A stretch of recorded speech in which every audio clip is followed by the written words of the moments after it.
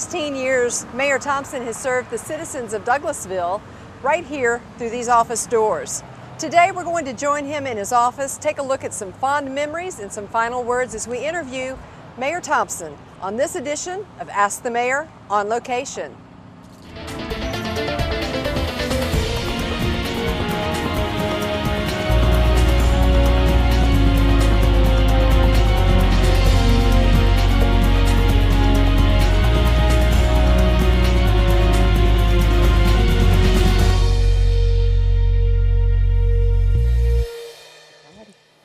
Well, Mr. Mayor, I want to say thank you for allowing us the opportunity to come into your office today. Not just myself, but and my staff that's filming, but also our viewing audience. Thank you for the opportunity to be here on Ask the Mayor on Location. Thank you very much for joining me today. Actually, this office doesn't belong to me, although I've spent 12 years here. It's the office for the public, and the public's in here a lot, and they've allowed me to use it over the last 12 years, and I'm very thankful for that. But I appreciate you being here today.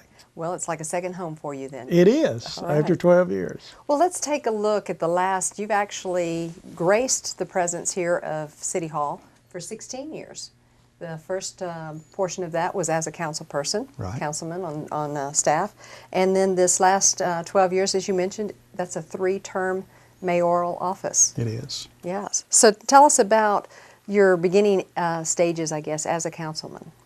Well, that was a long time ago, and Douglasville was not near as large as it is now, but I was first elected in 1995 to represent Ward 5, which is, at that time, was, excuse me, predominantly everything south of I-20 that was in the city of Douglasville.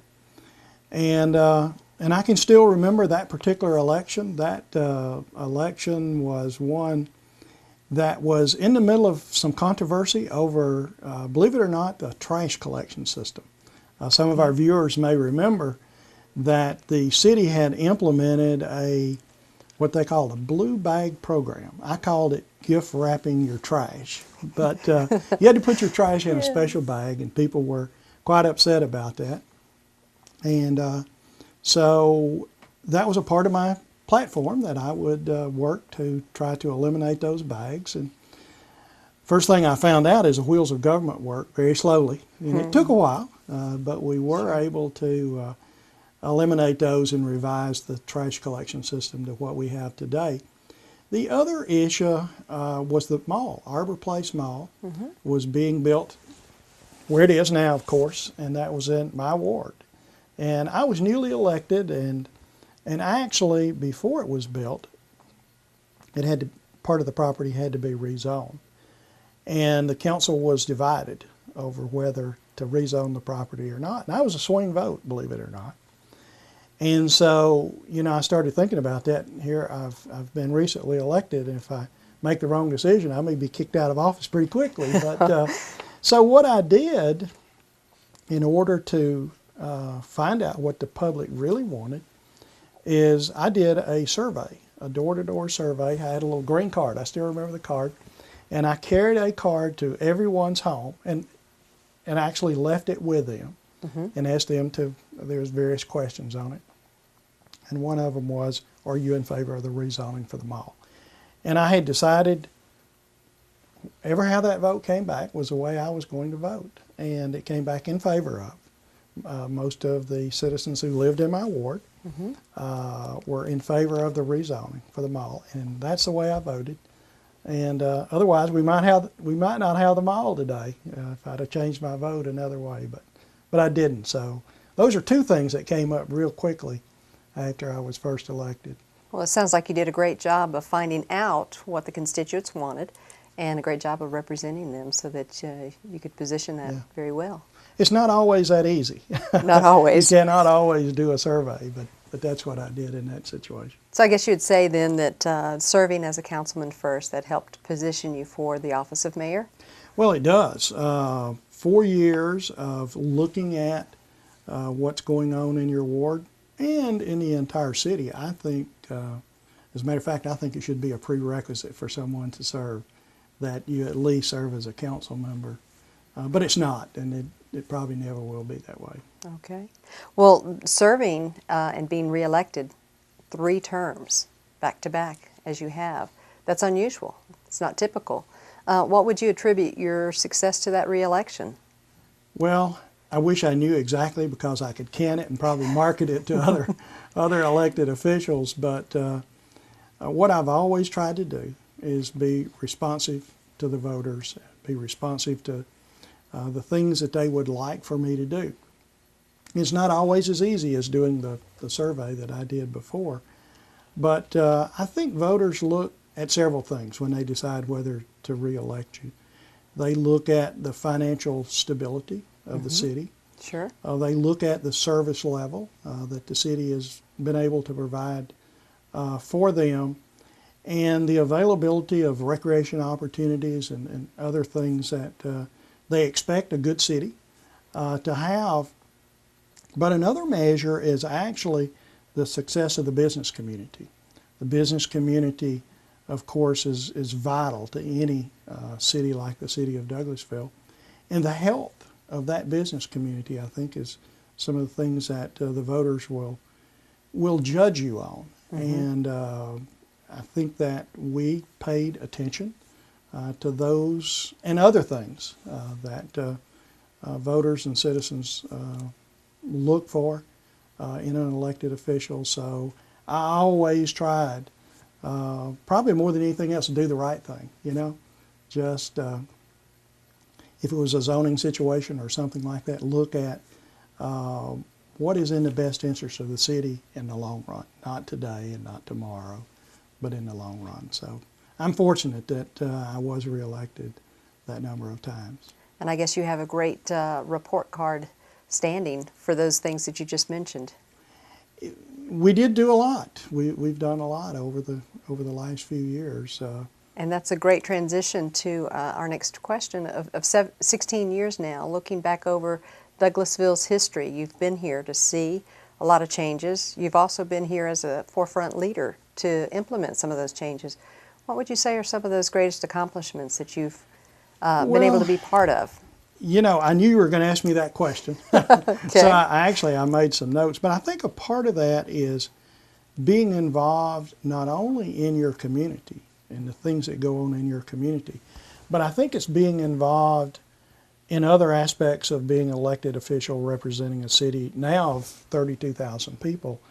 And so I tried to be very active in, well, really 2 organizations.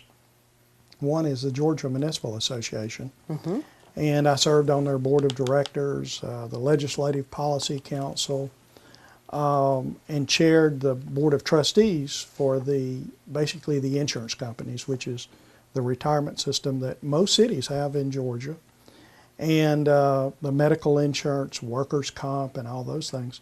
There is an appointed board of trustees that handles predominantly the financial management of that money.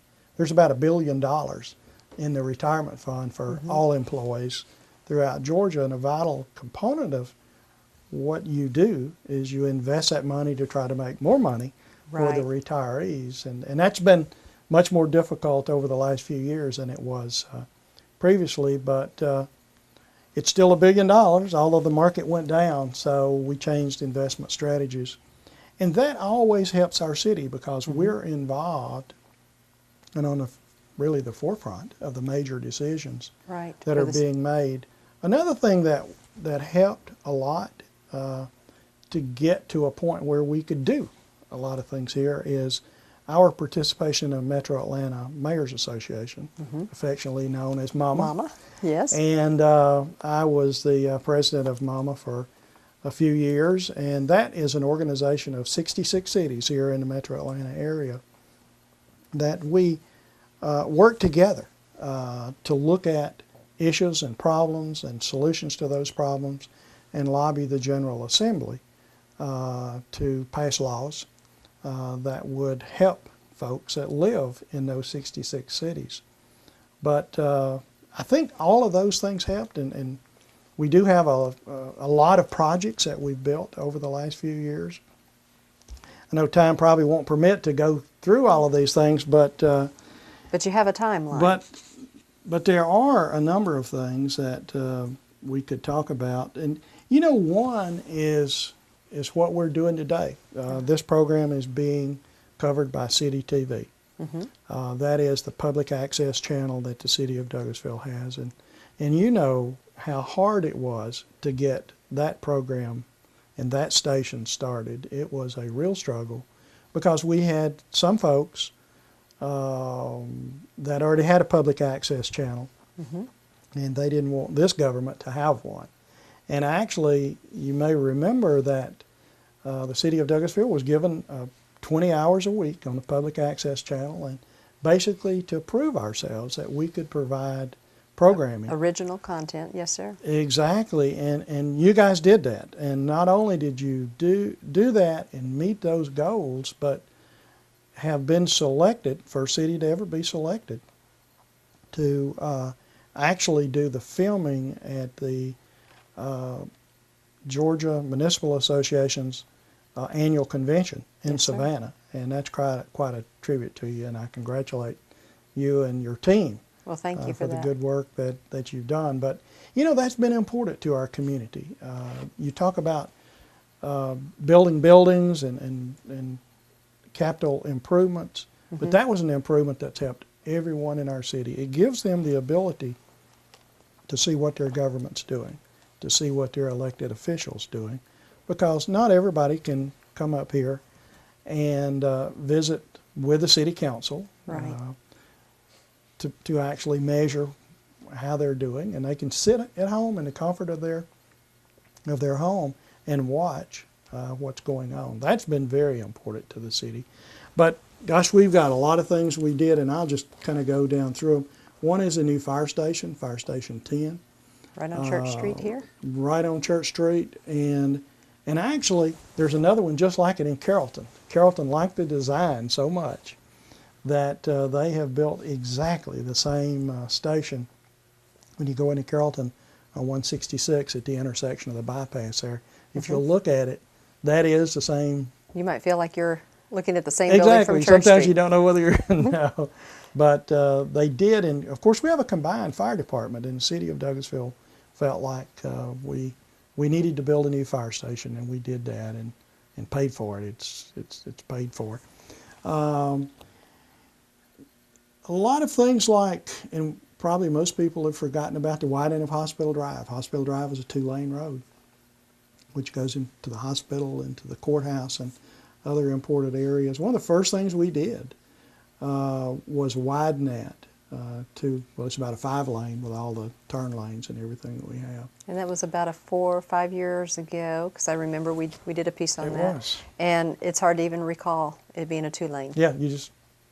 It has served its always been that purpose. way. Yes, sir. And of course, the Highway 92 and I-20 bridge, you know, we completed that. Of course, Highway 92 was being worked on when I first came on the city council in 1995 with a lot of false starts. But as I've reported in most recent presentations to the chamber and other places, that property right-of-way acquisition is currently underway, so the road is going to be built. And We are closer. unfortunately, it won't be built before I leave office. It'll be a couple more years before the actual construction will start, but it's beyond the point of no return now. Thank goodness that road's going to be a real benefit. But we did things like the Downtown Conference Center. We built the first Downtown Conference Center, and now there's a second conference center that's going to be built because that particular one was so successful. Major land purchases, we purchased 135 acres for future park expansion that is paid for. The Hunter Park Community Center, the Jesse Davis Park Community Center, we remodeled. Both of the parks, Hunter Park just recently opened. A new soccer complex down at Fowler Fields. Yes, sir. That's constantly used. I'm by there almost every day, and even in this weather, and it's cold outside today, there are people early in the morning that are using the walking track and things like that. Voter approval to purchase the West Pines Golf Course. We purchased that and completely renovated it and built a new clubhouse. And there's a little known structure that's built down on Durley Lane. It is a government complex for the state of Georgia. And the city of Douglasville, through a partnership agreement with the state, actually constructed the building. The state rents the entire building, and they pay a monthly rent payment on it, which pays the debt service. So at the end of 20 years, and we're about halfway through it, that building will be paid for by the state of Georgia, will belong to the city, and of course you could continue to lease it or you could use it for other purposes. So those are all of the capital projects that we structured. We made sure that there was a dedicated funding source to pay for those. Going the Conference into the Center has a dedicated funding source. That new building does. The municipal court building and the new police building, a dedicated funding source for that. That's a beautiful $23 million building that is down on Highway 92. And we just had the ribbon cutting for that at the beginning of this year. So I could go on Yes, and you on, but the total of the capital projects that we've built just since 2000 is about $95 million, and all of those with a dedicated funding source. So I know we're all quite proud of that. I certainly am. I know. It makes our community a greater investment, a greater place to call home. Exactly. All right. Well, let's kind of change gears here a little bit. And if you had to determine that one thing that you're most proud of being mayor over the past 12 years, what would you pinpoint that one thing to be? You know, that's a hard question because I could pick any one of these projects that we've just talked about. Sure. And others that we didn't talk about. But, you know, I think, and it's hard to measure, but one of the measurements I use about what people think about your city is what they say about it. And a few weeks ago, I was walking down the street going to a ribbon cutting, and a lady and her husband were getting out of a car, and apparently they were going to the same ribbon cutting. And they stopped me on the street and said, you know, we moved here recently, and we're so glad we made the decision to move here. I think they may have retired and moved here. We're so glad that we chose Douglasville. We like the community. We like what you're doing, and thank you. And so if you look at all of these other things that we could talk about and what are you most proud of, I think I'm most proud that people think Douglasville is still a good place to live, raise their children, and do business. You know, that's, without that, none of this other stuff matters. Right. That says it all, doesn't it? All right. Well, let's take a kind of a look at the fact that as a mayor, you have a daily order of business, and I'm sure you're very accustomed to walking in and working through that, but there's got to be a fun element or a fun aspect to being mayor. Well, you know, I've been asked that question before, and the answer has always been, I get to do a lot of things as mayor. I am very blessed and fortunate. But one of the things that I enjoy doing more than anything else is going into the public schools when I'm invited and talking to the school children. And I've been able to do that a lot. And they will be honest with you. They will ask you the questions that maybe somebody else would not ask you. And you really also get a good idea there on what they're thinking. What are the children thinking? And we've done a lot of Ask the Mayor programs. And I remember there was the young gentleman over to Mall had on a pair of red tennis shoes. Yes, sir. And he said, Mr. Mayor, what do you think about my tennis shoes? I mean, it's the small things like that you'll always remember those kind of things happening. I remember when time would permit, we would have milk and cookies with the mayor. We'd bring in some really young folks in to visit with us, and their parents always came in. And, you know, I'll always remember those. So there are a lot of moments, you know, that may not be significant in the grand scheme of things as far as buildings and those kind of things. But there are events that I'll always remember. And I guess it's the small things that are the most important.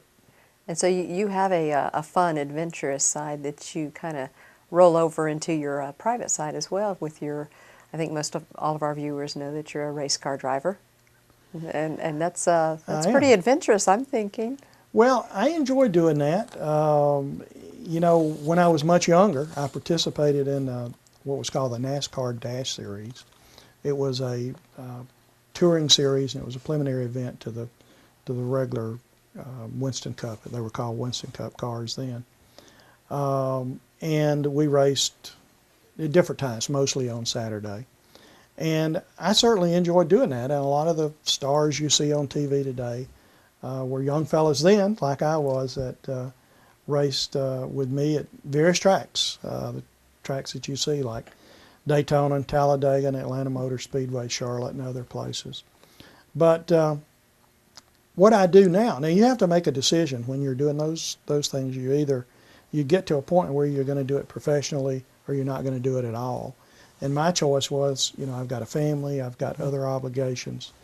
And race car drivers, professional race car drivers, they get pretty short-term contracts, and sometimes there's no longevity and continuity. And so I decided that really wasn't what I wanted to pursue. But what I do now, when time permits, is I drive a car in the Sports Car Club of America, SCCA, which races at a lot of the racetracks that we used to race with NASCAR. And I certainly enjoy doing that when time permits. And of course, I still have an FAA private pilot's license. And I like to fly airplanes. I don't get to do that very often either. Fuel is so expensive now, you really can't afford to, unless you're going from point A to point B. Point B destination, yeah. That's about the only time you can do that. And of course, things are busy here, so I'm not able to do either of those very much, but I certainly enjoy it when I can. Okay, well, I got to ask you a question, not on the script, but what's the fastest you've really traveled in your race car? What would you say is your top speed? The fastest racetrack we race on is Daytona, of course. For the viewers who watch, say, the Daytona 500, they drive around or race around the oval. Mm-hmm. Well, we add an extra mile, one lap, we add an extra mile through a road course. Right. If you've ever watched the Rolex 24-hour race, that's the same course that they drive. So a lap is all the way around the oval and through the road course. So that means it's 3.5 miles instead of the regular 2.5 around the oval track. But the top speed with a car like I have, and some of them are faster, is about 165 miles an hour, which really, to be quite honest with you, doesn't seem that fast unless something happens. And then you realize how fast you're going and you really can't stop. And of course, the touring series that I talked about earlier, we had people like myself that didn't race a lot, and it's hard to get that sensation of speed. And even at Daytona, I saw a fireman was run over by a car that came in, and that was before the pit road speed limits. It was going way too fast, and a fireman was standing where he shouldn't and threw him over the car, and luckily it only broke both of his legs. It could have killed him, but the last 2 or 3 years I raced, we had at least one person that was killed each year in that kind of racing. So that was before a lot of the safety things that are on the drivers and on the cars today. So, you know, a part of my decision may have been thinking about that. I don't know, but 165 sounds very fast to me. As long as nothing happens, it's just like driving down I-20. Well, let's take a few minutes and talk about your family. And I recall a story that I've heard several times over the 5 years that I've been employed here with your daughter Starla. She was a great encouragement for you to get into the political office or arena, wasn't she not? Well, she was, and there is a long story there. I'll try to make the story short side of it. Okay. At that time we lived on Bright Star Road, and she was about 8 years old, I guess, and routinely I would try to keep up with current events in the city and what was going on, and I would frequently comment about those events at home. And we built a new house in Chapel Hills, and that was in the city. when we lived on Bright Star Road, that was in the unincorporated area. And shortly after we moved there, the Ward 5 council seat that we talked about earlier in this program came open. And my daughter said, "Dad, why don't you think about running for this?" She said, "You've always talked about things that happened in our community. You've given us," meaning Janice and her, suggestions on how these things could be improved. "Why don't you run for this seat? And then you can implement some of the things that you've been talking about that could make our community a better place." And you know, I thought about that, and I thought, you know, she's exactly right. You shouldn't complain. You shouldn't come say this person should have done this or that, unless you're willing to commit the time and the effort to try to make a difference. So that's how I got involved in politics, and how I became a member of the city council. It was basically a challenge for my daughter. And I think she was about 9 years old at the time. All right. And I understand she works with your wife, Janice, at she does. State Farm Insurance over on Fairburn Road. She's a licensed insurance agent with Janice and her office. Over there. Well, I've joked with you over the years, especially when your third grandson was born, that you have a built-in pit crew and or football team, whichever way you kind of...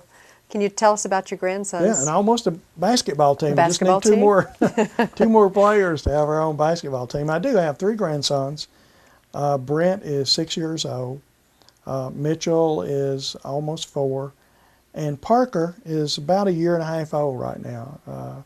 They're great kids. They go, sometimes when time permits, they'll travel with me to races and things like that. And of course, we've got the Christmas parade coming up Friday of this week, and they're going to be able to participate in that, and they always look forward to that. As a matter of fact, they lived in Marietta prior to moving back to Douglasville. And the 6-year-old, when we would travel through Douglasville and we would cross Church Street, he always recognized, "Granddaddy, this is the parade route." There you go. So they're looking forward to that. You know, that was another thing that I didn't mention, is we are having our 2nd annual Christmas parade. It was something that I had thought about for an awful long time, but really time just didn't permit working on it. Something like that takes a lot of effort, and I know you and your team are filming that live this year. So, yes, sir. Broadcasting live, as well as then we'll have it taped and able to schedule it throughout the month of December.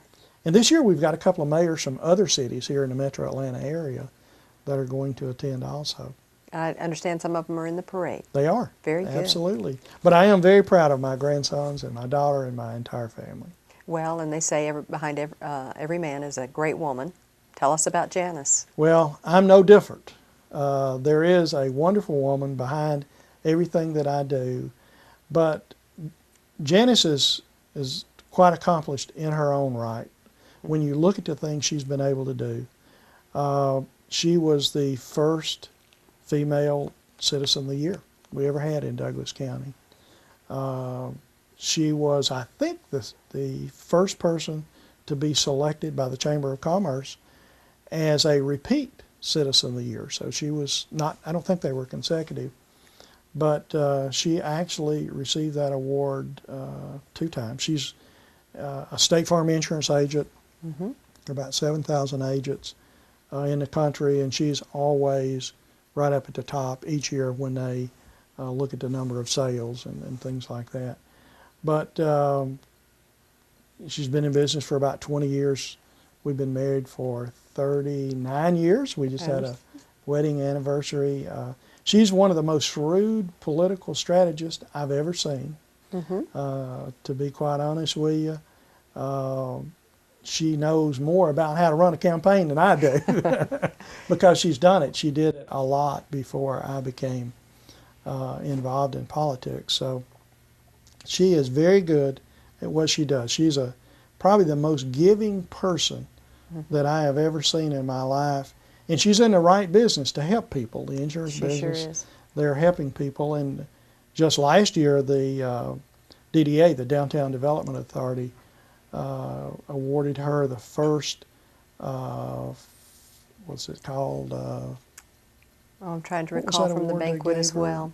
anyway, it's an award to people philanthropy award that is awarded to the person that helps the downtown business community the most. So she received that. So and many other things I could go on about her, but that statement is always correct. Behind anyone that's any successful man, there's always a woman that is there to help him, and she certainly does that with me.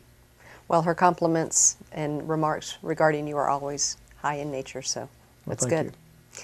As we kind of close out for the program today, the thoughts are, you have an open door in front of you. Any sneak preview of what's ahead? Well, I do.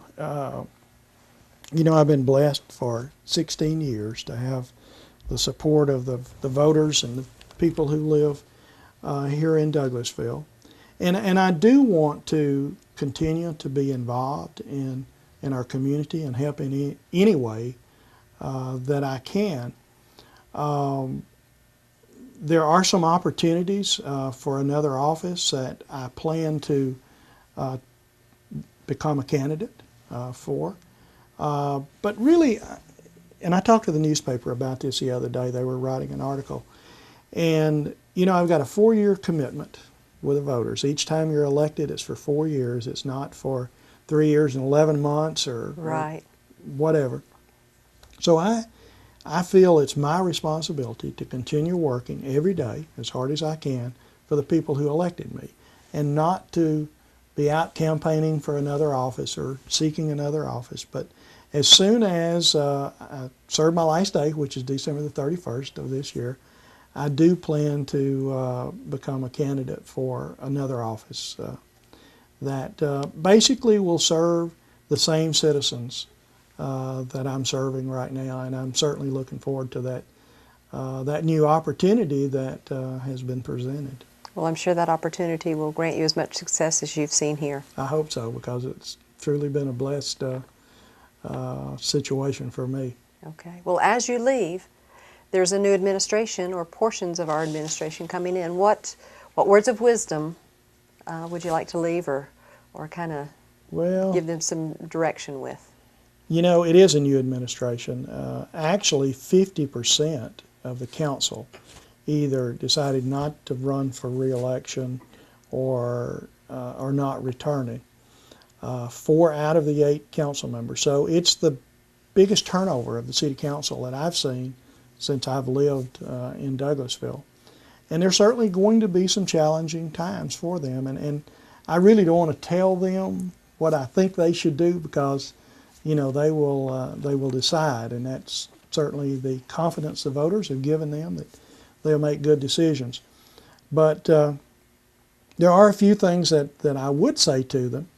And there are some old sayings that go along with these, and one is, don't fix something that's not broken.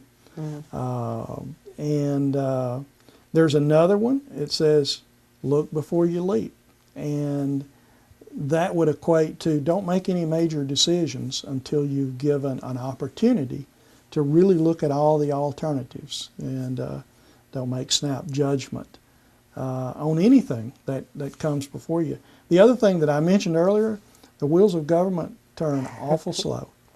They do. And that's at all levels. I've been involved at the state level and some at the federal level, and of course here at the local level. And they, as an impatient person that's wanting to get things done, got to allow the process. You just don't realize how slow they do turn.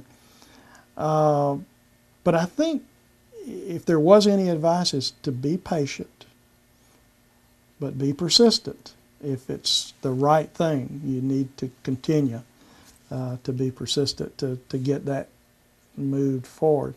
The other thing that I would say is surround yourself with the brightest, hardest working people that you can find. Now, if any of the elected folks that are coming in would ask me what I thought about that, is you're to have those people here. There are some very bright folks here, some very hard-working people here, and my recommendation would be to take advantage of the people that you have and the managers and the employees that are here, and give them an opportunity to show you how good they are, because they truly are a good group of people. But the last thing I would say is always remember who you work for. It's easy to come into office and sit behind this desk and forget about why you're here and who you're reporting to. It's no different than working a job. You always have a supervisor, you always have a boss. As an elected official, you have the same situation. That supervisor and that boss is the citizens of the community that you represent. So don't ever forget them, because they are who put you in this chair and in this office. Sounds like great words. Thank you. I want to say thank you for your opportunity today. Thank you for coming in today. What a great interview. As we close out, I've always admired your bookcase here and all the trinkets and memorial opportunities that you have there. I think maybe could we take a step over and recall Sure, some I'd of be those? glad to. You know, actually, I didn't start collecting these things until the last few years. I wish I had collected them the entire 16 years that I was here. But sure, I'd be glad to show you some of these things and tell you a little bit about some of them. As I said earlier, I didn't start collecting these until just a few years ago. But over that short period of time, I've saved all the shovels for the various groundbreakings that we've had. And some of them are marked. For example, this is the new downtown conference center. When Our we had newest project, groundbreaking. our most recent. I can look back at some of the earlier ones. Here's one for Fire Station 10, the fire station that we talked about. And here's one that I did save for a long time. This is CBL. That's the company that owns the mall. Right. And that is from the groundbreaking when we had the mall. There's another one there for Riches when we did the Riches groundbreaking. And of course, there's one right behind it for the new municipal court and police building. So all these represent a project. There's not all of them for all of the projects that we did. But over here I've got various items, and one that I'm most proud of is of course just a picture of my wife and I at one of the Chamber of Commerce events. Remember, we were talking about the support that you get, and this is just an example of all of the things that I go to that her schedule will permit. She is always there. Great photo. Thank you. There are things that go back. This particular one I did hang on to. This is for the Douglasville Police Department and the city of Douglasville when we had the Olympics. The city of Douglasville was a host city for a group of athletes that were here. We had one of the off-site parking facilities in the city of Douglasville down off Thornton Road. So that was something that they gave us to remember that. Does this look like a campaign float? This is a photograph from July the 4th parade in 2003. Okay. And this is a float that I have that has a lot of my friends, relatives, supporters, that they rode the float. And I'm so appreciative of the people that helped me along the way. And you don't get elected to office without a whole lot of help. And I have fond memories of a lot of these folks that are in this picture. And probably building the float, putting it together. That's a lot of absolutely. lot of bonding time there, isn't it? Here's a watch that Georgia Municipal Association gave me for serving on their board of directors and various other boards that I participated in with them. Looks like an Alabama Roll Tide fan. In Alabama, they get serious about their football. Of course, I'm originally from Alabama. As you know, they won the national championship in 2009, and Coke makes, in Alabama, they distribute cans anytime we win a national championship. Of course, there's a football up there also that someone gave me. This is something that I'm quite proud of from our U.S. House of Representatives, Congressman Scott. gave me this in 2009. It's a certificate of special congressional recognition. I imagine not too many people receive these. I'm not sure. It's the first one I've ever got, and I certainly am very proud of it. I had worked with the congressman for quite a while on several of the initiatives for our community, and he was very supportive. Of course, that's a towel that Ricky Dobbs, I'm sure most of our viewers know Ricky. He was the quarterback for Navy, and he played right here. Grew up here, played right there over at Jesse Davis and Douglas County High School. He came by to see me one day, and he brought that towel and autographed it. Here's a cap from Georgia Highlands College. You know, we were very successful in getting Georgia Highlands here, and actually the old Walmart complex where they are is going to be basically an educational complex when you think about it, because there is another technical school that is moving in there. They're doing the construction now, and several other schools that are going to relocate there. So that's a cap that they gave me. When we look back over this way here, well, there's your grandsons. This is my grandsons, two of my grandsons, and here's the other one. I keep those.